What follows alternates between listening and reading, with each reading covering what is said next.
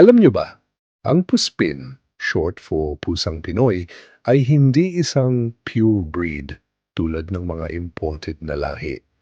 Narito ang malinaw na paliwanag tungkol sa pinagmulan nila. Ang mga Puspin ay nagmula sa domestic cats na dinala sa Pilipinas noong panahon ng kalakalan at kolonyalismo.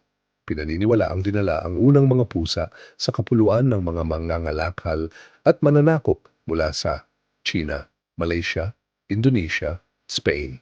Ginagamit noon ang mga pusa sa barko at mga bahay upang manghuli ng daga. Ang Puspin ay halo-halong lahi ng domestic short-hair cats na nag-adapt sa klima at kapaligiran ng Pilipinas. Hindi sila kinikilalang pure breed tulad ng Persian cat, Siamese cat, Maine Coon. Sa halip, sila ay tinatawag sa international term na domestic short-hair. Ibig sabihin ay mixed breed cats na walang particular na pedigree.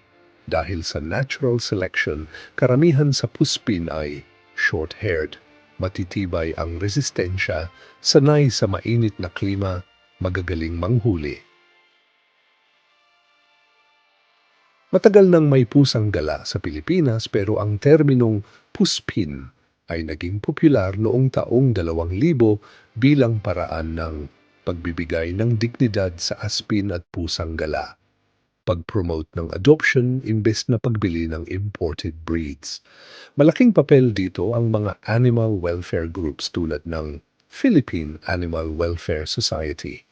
Simula noon, mas naging positibo ang tingin ng publiko sa Puspin.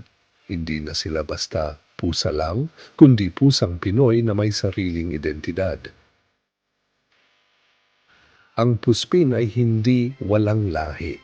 Sa totoo lang, sila ay resulta ng daang taon ng natural evolution at adaptation sa Pilipinas, kaya sila ay matitibay at unique.